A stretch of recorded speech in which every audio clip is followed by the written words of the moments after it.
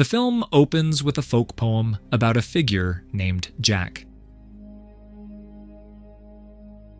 After that, we're taken to 1970s Yorkshire, England, where we meet a small family, Richard, his wife Juliet, and their young son Owen.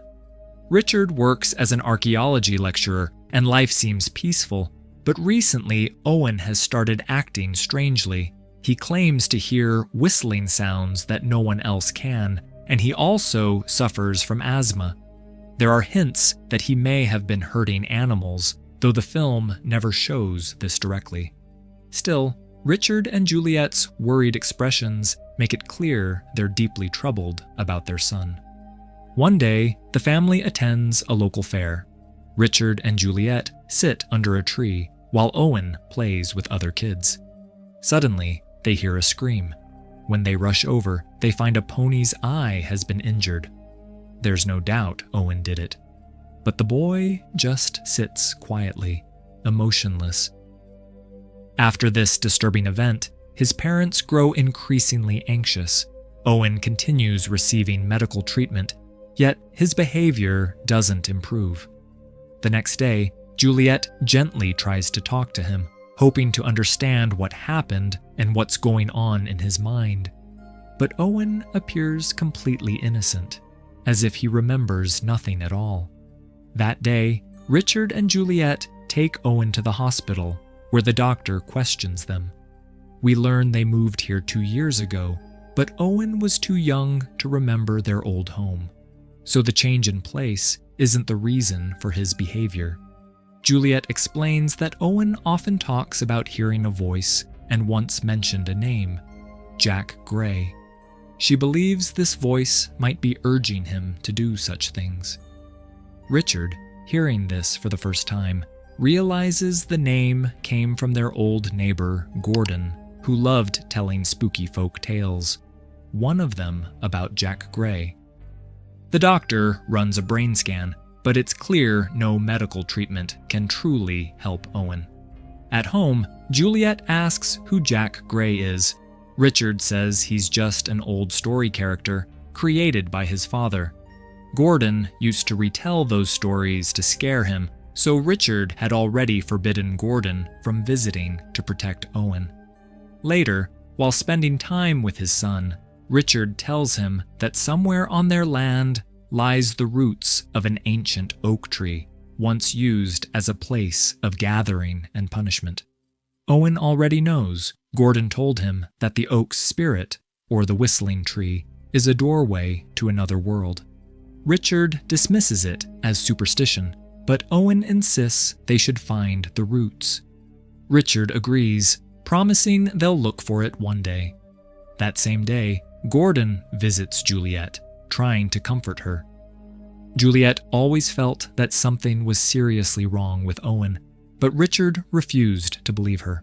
To him, Owen seemed perfectly fine. A few days later, everything changed. Owen suddenly died, and no one knew why. The couple was shattered. Sometime after the tragedy, we see Richard digging up the land, searching for the roots of the old oak tree. He did it partly because he'd promised Owen they would, and partly to distract himself from grief. Meanwhile, Juliet stayed inside, lost in memories of her son. During this time, Richard begins reading his father Neil's old journal, filled with strange folklore and supernatural theories. From this, we learn that Neil was a cruel man who never showed Richard love.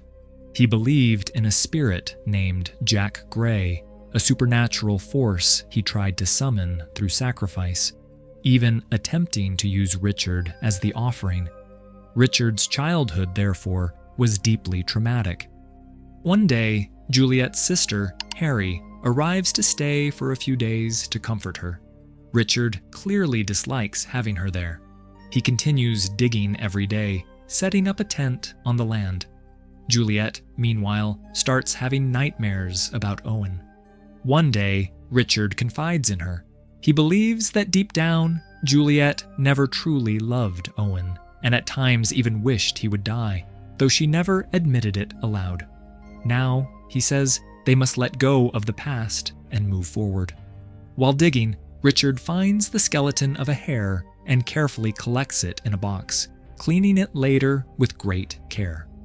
Twice in the film, we see Juliet staring into the field, suddenly freezing as if an invisible force had taken control of her mind. One night, she even sleepwalks to the tent where Richard was digging. This strange behavior hints at a much deeper reason that becomes clear only near the film's end. One day, their neighbor Gordon brings a woman named Mrs. Ford to meet Juliet. Mrs. Ford practiced yoga and meditation and was known for helping people heal emotionally. Gordon hoped she might help Juliet recover from her grief over Owen's death. During the meditation session, something strange happens. Candles suddenly blow out and relight on their own. Objects start to move, and an unsettling energy fills the room. It feels supernatural, but Mrs. Ford calmly assures Juliet that this is a sign she can finally say goodbye to her son. Juliet, shaken, feels frightened by it all, while Mrs. Ford remains oddly calm. Harry, skeptical, believes it was just a trick.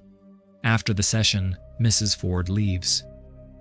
Later, when Richard returns home and finds Juliet distressed, she tells him about the visit and the meditation.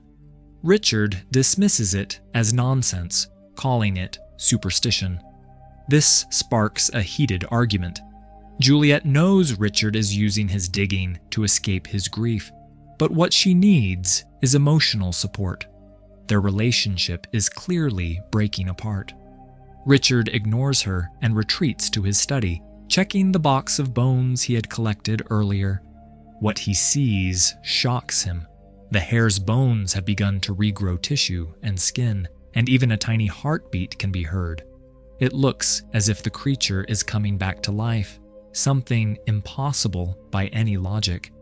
Confused and scared, Richard takes the box to his friend Stephen, hoping for an explanation. But when he opens it there, the bones appear completely normal again. No tissue, no signs of life. Embarrassed and uncertain, he leaves without telling Stephen what he saw, wondering if grief was making him hallucinate.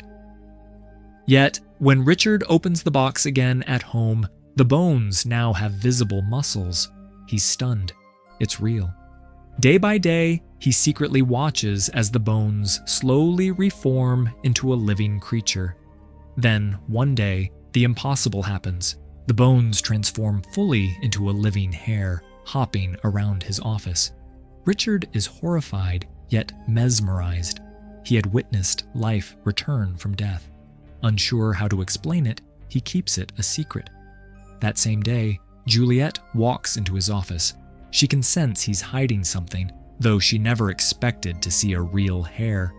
When she questions him, Richard simply says he found it and brought it home because he thought it needed help.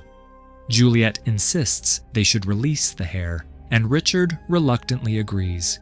They place it in a box and take it outside, though both look strangely emotional, almost attached to the creature, as if it were more than just an animal. That night, Richard and Juliet grow closer again, as though the hare's presence had somehow softened the distance between them. It's clear by now that this was no ordinary animal. Richard opens up to Juliet about his past. When he was Owen's age, his father forced him to stand outside in the cold for hours without proper clothes. His father wasn't mentally stable and believed in strange supernatural rituals and stories. Hearing this, Juliet feels deep sorrow.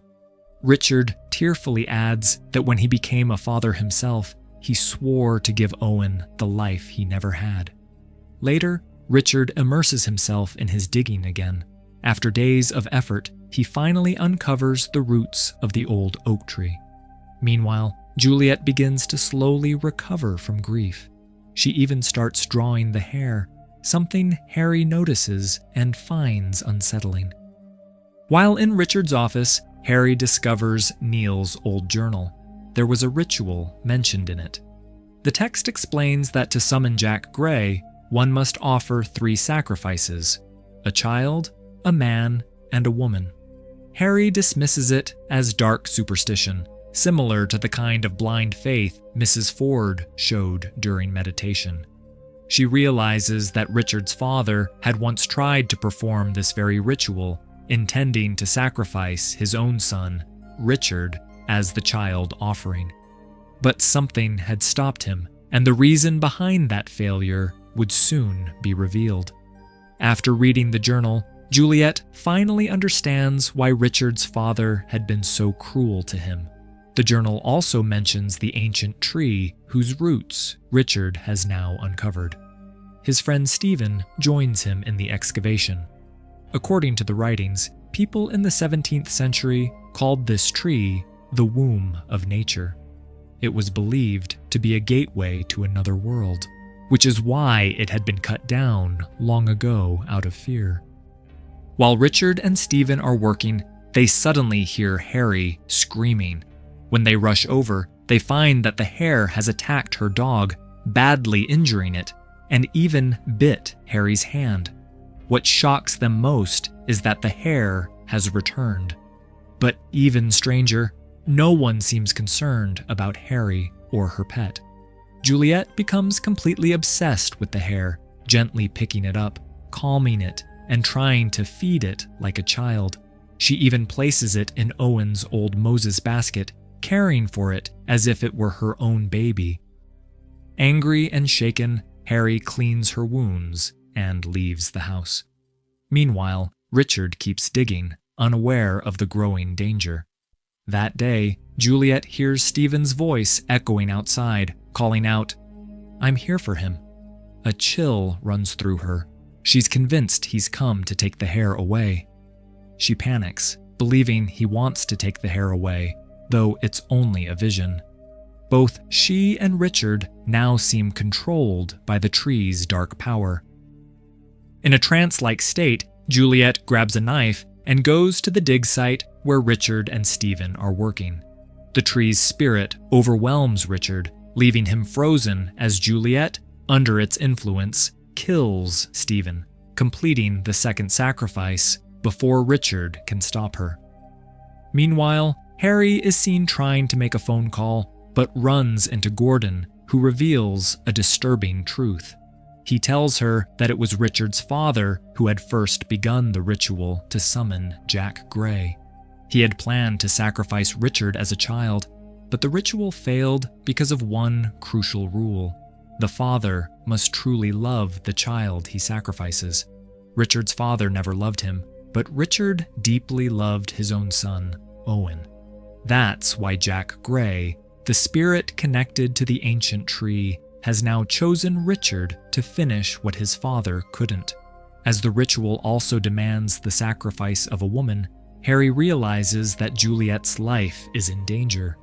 Horrified, she rushes back home to save her sister. By now, Richard and Juliet are completely under the spirit's control. Juliet tells Richard that they must complete the ritual, saying, "He chose us." She then confesses a haunting truth. When Owen had his final asthma attack, she hesitated to help him, feeling a twisted sense of relief, as if life might be easier without him.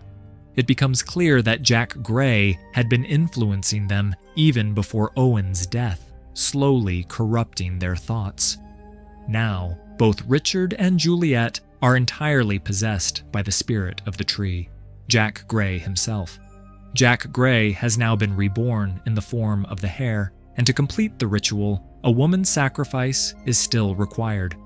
Soon after, Harry arrives at the house, only to witness the horrifying sight of Richard and Juliet treating the hare like their own child, completely lost to madness. Outside, we see Gordon and Mrs. Ford disposing of Stephen's body, while Mrs. Ford chants strange incantations, clearly under the same dark influence. Before long, Harry too falls under the spirit's control. Gordon makes a subtle gesture, signaling that it's time for the final sacrifice. As Harry stands there, entranced, Richard strikes her with a hammer, ending her life instantly. Juliet watches without emotion, entirely devoted to the ritual.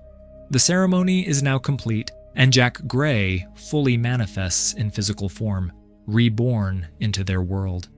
In the haunting final scene, Juliet is seen nursing the creature, while Richard gently sings a lullaby as if soothing their child. And with that chilling image, the film ends, leaving the audience with the sense that evil has finally been reborn. After watching a film, a lot of questions come to mind. The film is packed with mystery, symbolism, and emotional depth. The folklore shown in the movie, Jack Gray and the Whistling Tree, isn't part of real British legends. These were invented by writer Andrew Michael Hurley specifically for the story. However, he drew inspiration from real English folk traditions and Yorkshire myths, blending them into a new fictional folklore that feels authentic but is entirely original. This is why the film's world feels so old, eerie, and believable.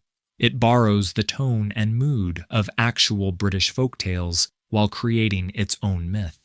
The story also hides layers of symbolism and deeper meaning. If you look closely, you'll find recurring themes such as grief or guilt, land as a living entity, ambiguity between supernatural and psychological. So, while Starve Acre uses a fictional myth, it captures the spirit of real folklore, ancient, haunting, and deeply human.